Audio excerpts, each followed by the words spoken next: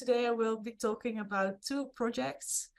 That River, which is a project that I developed for Photodoc, which is an organization in Utrecht for the Arles Photo Festival Rencontre, and that will be on show this summer for the first time, and also in Rotterdam. And the second project is called Forgotten Seas, which is about the North Sea offshore industry, which I've been working on about 6 years, doing artistic research, spending time at sea. And finally this year it will become a book, or this month we will present the book. I'll start with, let's see.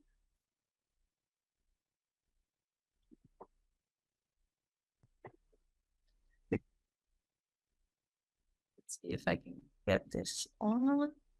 Do you guys see my screen? Yes, we can.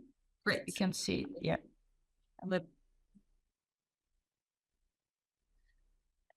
Yeah, so I was asked by Photodoc to start a project about the landscape and the surroundings of Arles, which is a city in the south of France, in the Mediterranean. It's just before the Camargue, which is a very big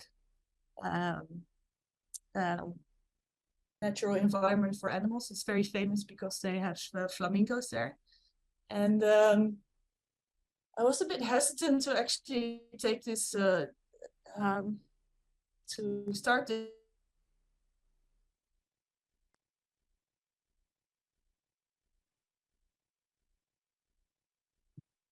But when I was starting to research the area, I realized that one of the big features of Arles is that the Rhône is going through it, which is a really big river. And then I learned while reading about the Rhône that it's actually one of the most important rivers for France, and that it's totally industrialized. So it's also one of the most important sources of energy production.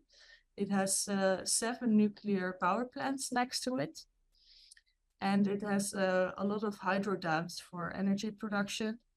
And then in Lyon, which is more to the north, it's the biggest chemical, they call it Chemical Valley, which is the place where all the petrochemical industry is from France. So in a way, this river is totally industrialized.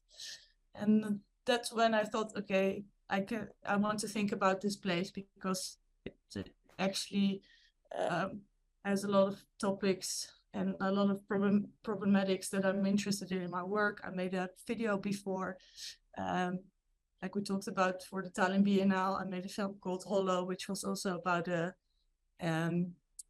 place where toxic waste from rivers in the Netherlands is dumped, and how we deal with this toxicity and how we deal with it over time. And so I was really interested to learn more about this river and to spend some time on the River Rhône, to kind of listen to it and see what happens. And we were doing a residency for 6 weeks. And kind of mapping the whole of the river, visiting a lot of places, and just kind of getting a sense of the Rhône, what is happening. And while I was doing that, I was also reading a lot of books, and I found a book that was talking about the River Rhône as a technical object. And what that actually means is that since the 1940s, after the Second World War, people stopped seeing the river as a living thing, but really as an object to use, and something that you could be scared of, that should be monetized, and something that people should be protected from. So they started building dams. The Rhône was actually, it's very good that it floods, because during these flood plains, this is why at the Rhône there the really nice vineyards and all this stuff, but they started to kind of dam everything in. So this river kind of really stopped being a living object, and even the engineers that started making the electro hydro dams, they called the old river dead, And where they built new canals for the hydro dams, they called it, that was actually Rhône River. And so that's hence the title of the place, that it's called Dead River. And I decided to start a journey. Well, normally you would go from the source to the Mediterranean, but I did it the other way, from the Mediterranean to the glacier, to see where it actually starts, and to see how this landscape slowly kind of unfolds itself.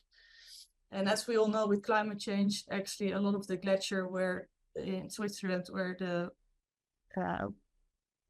the river starts, is actually disappearing. So almost all of the glacier is now covered in textiles. And when you go further downstream, you see a lot of these nuclear waste plants, hydro dams, and while I was doing this project, I really had this thought, and I think you all know Bruno Latour, and thinking about how you can imagine being a non-human. So we had a lot of talks about what would this river actually think of all this intervention. It starts in this kind of pure place, and then it slowly descends into something that becomes quite toxic, because at the end of the river, there's also a lot of pollution problems, not only from Chemical Valley, but also from the Camargue, which is, it's a natural reserve, but there are also a lot of farmers there that dump a lot of pollution into the river again. And I started talking to a musician. She's called Liz Harris. She's also known as Grouper. And we were kind of talking, like, if this is a being, what kind of sound would it make? And we were reading up on rivers that actually they exhale CO2, but they don't inhale. So we thought, like, what would happen in a film? You make kind of a linear film. It starts at the glacier, and you kind of come down till the end of the Mediterranean Sea. Is it possible to film this from an animistic point of view? Or is it just the sound that can carry this animistic perspective? So we kind of talked a long way, and she designed a whole soundscape for the video in the end, where we kind of imagined a sound that starts quite peaceful, but becomes something very menacing in the end. And I was giving this talk, Technical Landscapes Becoming Undone, because in a way, we actually created our own enemy again, because we, through our industrialization and climate change, the river is gonna disappear. It's gonna have a lot of big consequences for the nuclear power plants. The water in the river is so toxic beyond Lyon that people don't even swim in it anymore. So we thought, like, what would happen to this enemy? So we made a film. It's about 20 minutes. And then there's also a poem, second channel poem, which I unfortunately can't share with you. It's a bit difficult, but where we talk from the river, or imagine a voice, and it talks as a we kind of perspective. We are here, we are formed, we are dead, we resurrect, we come. And it also gives kind of a layered view to the river. And here are some shots, but I'll share a little bit of the video. But I'm gonna the color gradation is not great, so bear with me. Next week it will be finished, but I'll show you a couple of shots, and it's quite a linear film in a way, but let's see if I'm sharing the sound. Great.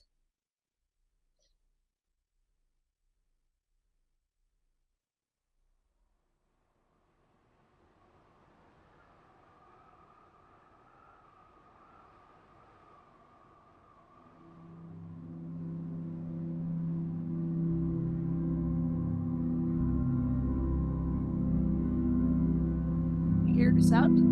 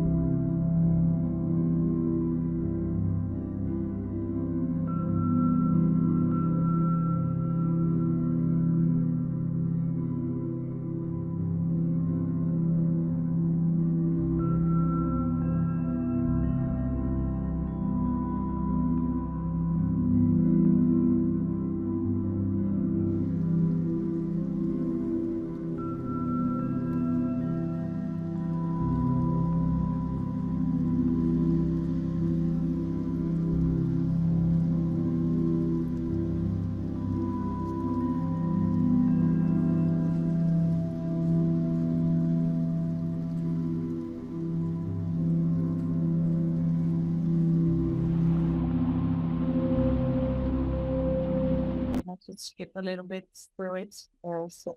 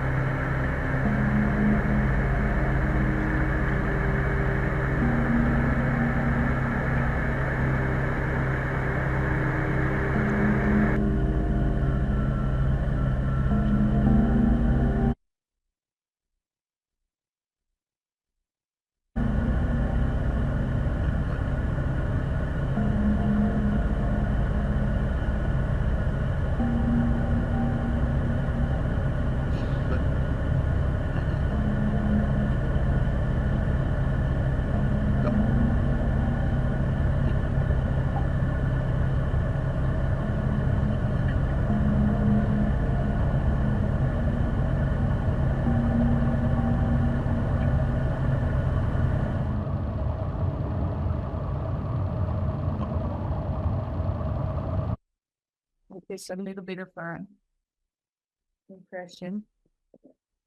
And this work will be shown in the rencontre together with a poem, but also I was in my artistic practice, I make videos, but I'm also always documenting with photography. And usually when I go back to my studio, I start kind of playing around and also thinking about the material of photography and kind of what you could add to a photographic image to give a sense of a place. And one of the things, when I was spending so much time at the Rhône and I was walking there, we did a residency of about 6 weeks.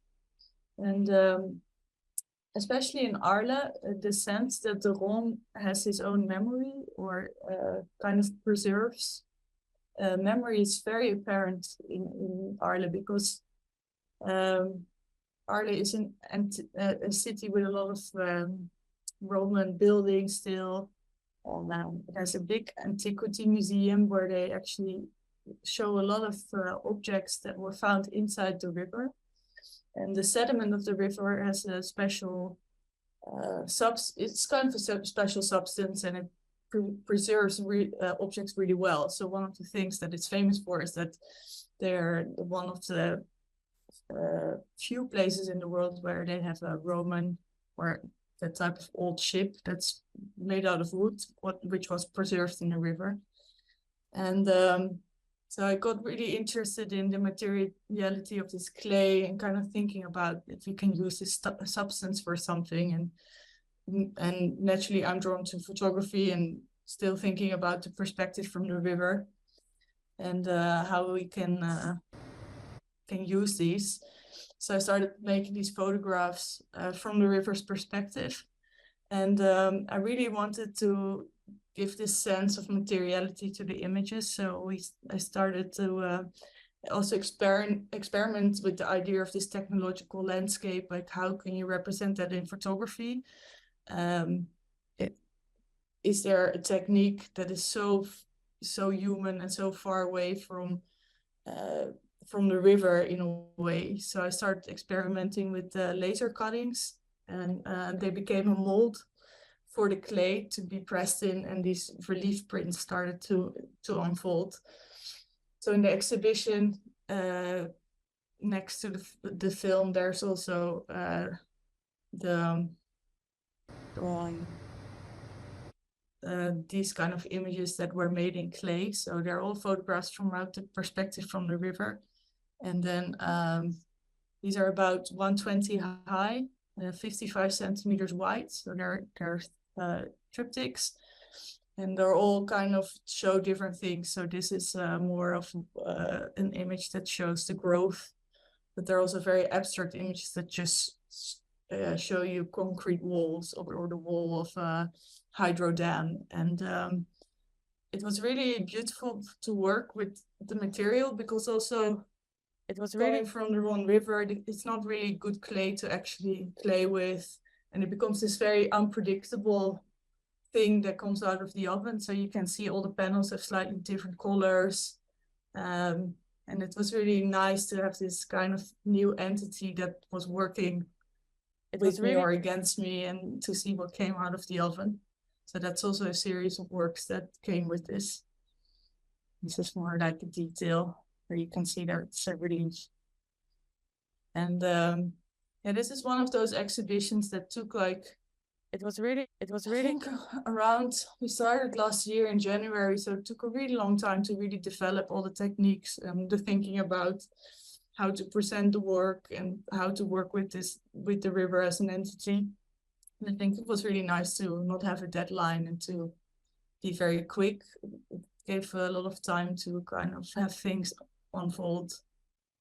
It was really, and I guess I will talk a little bit about the book that is coming out in relationship to a really big part of my artistic life, I guess, for the past 6 years. And I feel that it's also part of my practice that I get interested in the landscape and then do research for a long time. Then maybe I have another project, but then I'll get back to it, because some of the problematics keep going on or something interesting happens. And for me, that's really the deal with the offshore industry. So 6 years ago, I got really interested in the offshore industry in the North Sea, because it was kind of the end of the first real oil bubble in 2015. And they were saying that North Sea oil was kind of done, and North Sea oil and gas, and that had a practical reason, because all production stopped because they produced so much from the field. So a lot of the fields were abandoned. The costs were very high, because at that point the oil price was very low. And they were talking that there was a lot of vacancy on the North Sea. And that was kind of an open question for me to think about, like what is vacant, what could possibly be there. And this research kind of unfolded, and I found out that there are more than hundreds of platforms and oil rigs on the North Sea. And of course, it's the biggest sea, one of the busiest seas in the world. And I ended up going on supply ships that provide platforms a couple of times. So the longest trip that I did was for 2 weeks. And then I went on several ships for a couple of days. And sometimes they were doing some decommissioning works, which means that they're actually taking away a platform. But sometimes it was just like a normal supply round. And I just got really interested in also like how we kind of colonized the sea. And especially when this industry started in the 60s, people were so proud that they were doing this. And there was this whole energy surrounding this landscape of people conquering nature. I think it's the same with the Rhône, like really kind of celebrating this industry. And of course, when you look at it now, we really have changed our minds. And there's also this form of regret, and maybe also I felt a little bit ashamed at the beginning of the project, that once I was offshore and I saw these structures, I was in awe of them, and I was really also kind of like, wow, that people can do this. And so this sense of regret and shame, I was really interested in. For instance, this image is 500 meters afar. It's a series of platforms, and they were all taken from 500 meters, which is the safety line around the platform. And some of them were so beautiful in a way that I was really kind of like, should I use this? Because am I showing something that's more beautiful than the damage is done? I think it's always a question. And I think the first projects were, this is kind of the start of the project. It was also interesting just in the vastness of the North Sea and how much was there and what is actually built. So this was for a residency in Zeeland. I made a series of sculptures and photographs, and they were all printed on sheeted steel from the industry. That's also slowly, now these works are a couple of years old, and they're all slowly rusting away, kind of like their counterparts at sea. And it's one of those projects that I left behind a little bit, and I took so many pictures, and I never really took them seriously because as an artist, I don't feel like I'm really a documentary photographer, but I kind of started having this really big archive, and actually also of people working in the industry, writing down what they were saying to me, their memories. And I think it became very apparent, like, especially on the North Sea, when they take away a platform, nothing is left. You know, something under the surface. But what is it? Is it this memory of the workers that were there? Is it just a pollution hazard that's still on the sea? And I think in the last years, I was just really interested in kind of documenting, also thinking about how do you document these places that are no longer there. And so I made a short video called Future Maps for Hollow Places, and it was kind of an imagining of how would we search for these places once they're gone. And it's not purely a theoretical question, because it's also something that happened. I was talking to a director of an oil rig, and because all these companies started in the 50s, 60s, doing well drillings, looking for places to start producing. A lot of these wells were actually taken over from company to company. And once in a while, the government would go to these companies and say, like, what's happening in this and this field? How are these wells doing? Because they are capped with concrete, but they can leak, and it's actually a really big environmental hazard for the next decades to come. And he told me that some of the companies actually lost track of their own assets. So then they have to start searching for old wells again. And that was kind of the start of this video work that I made, where a drone with a searchlight is kind of searching over the surface of the sea.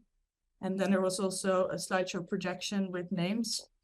And these names were all bird names.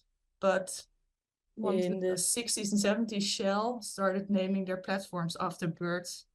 So there's this kind of dichotomy between the platform names, the birds, and this object flying over sea. And together with Marcel Imtoorn, he's the guy here on the left. We also made a special sound piece from about 20 minutes where we tried to make this journey offshore. And it starts with the sound of a production platform producing in the 60s. It's from BBC archives. They made beautiful recordings of a working platform. And it ends with taking apart from the platforms. I'll just give you a small listen.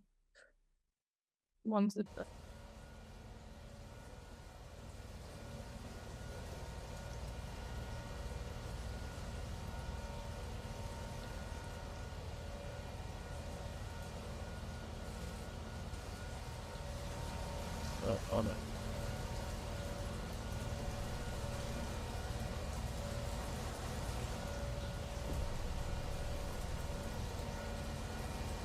gradual.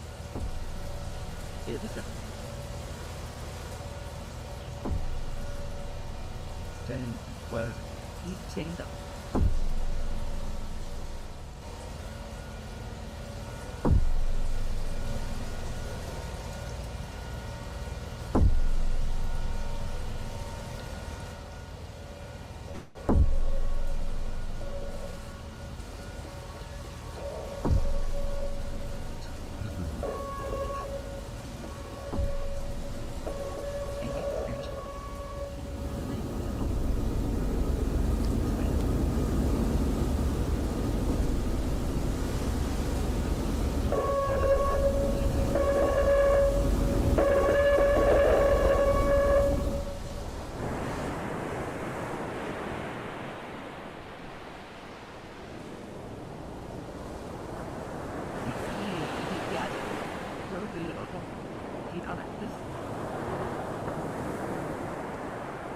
That is on it.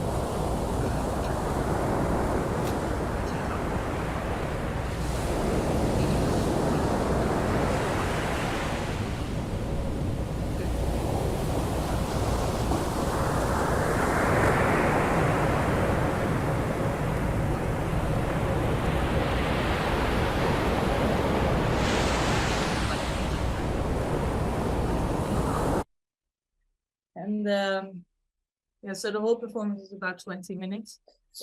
And while I was working on this piece, I was also spending a lot of time in the south of the Netherlands in Vlissingen.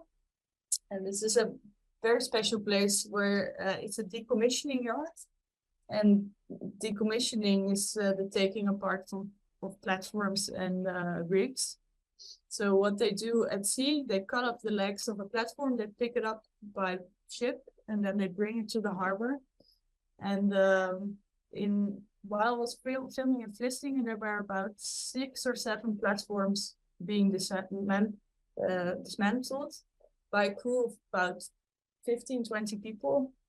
And it was all done by this really big machine. So I spent about 2 months filming and making kind of a portrait of this place where these big oil giants kind of came to rest. So they cut them up completely and nothing is left. They say 98% of the platform they can recycle. So all of it goes back to, it's called hoogovens in the Netherlands. It's a big metal facility where they have the kilns to melt it down and reuse it. And in the film, you actually don't really see human presence anymore. I wanted to give this film this feeling of really like, what are we doing with these giant industries? And when it's left to its own devices, what is picking up kind of the trash of of man in a way. And I'll show you a little clip. This is the yard, one of the images of the video. And I'll just show you a little clip and then I'll tell a little bit about the sound.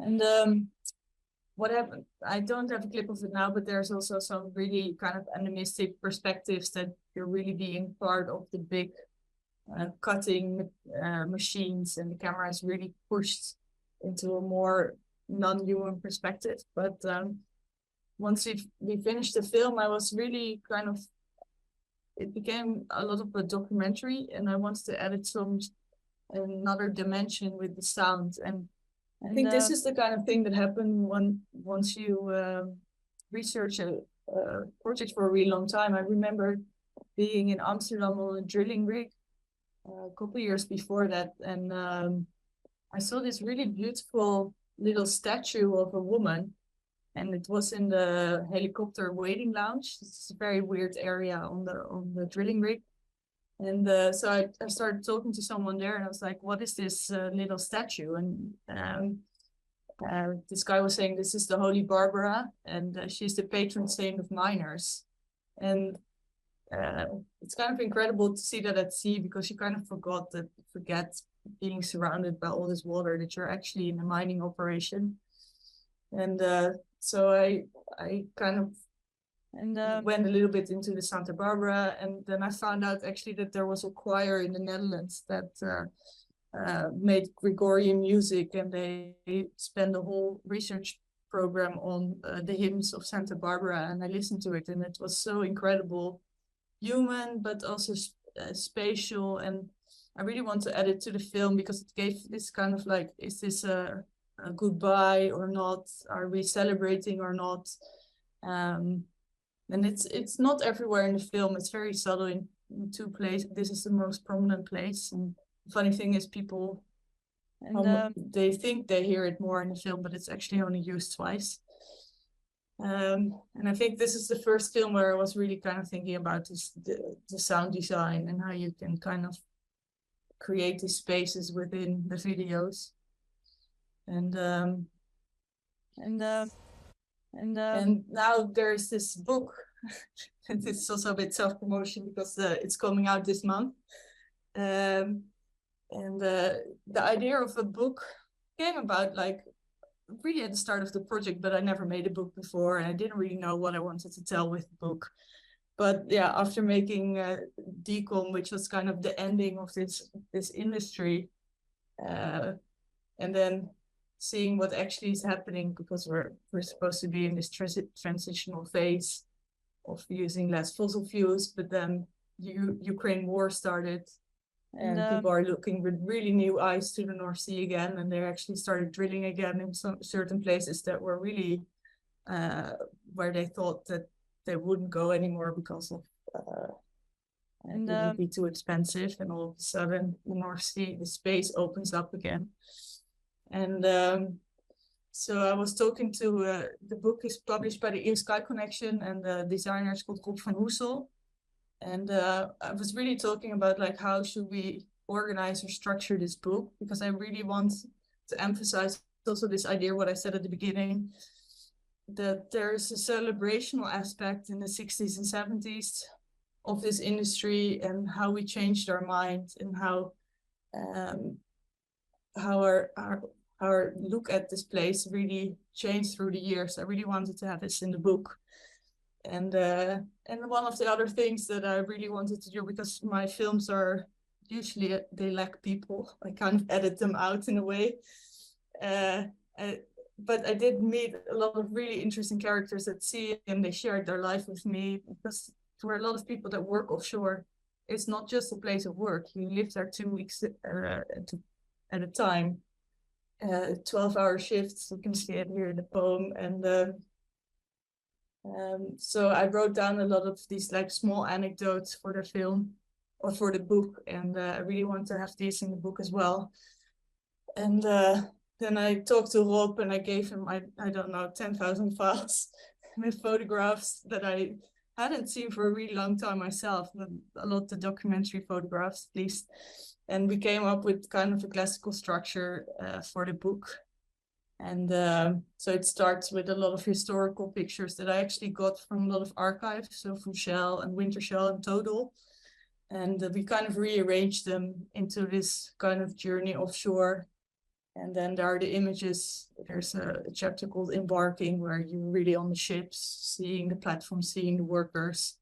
And there's like little anecdotes of working life, kind of the monotony of it. Something that always goes on, like this production never stops. People need to work 24/7.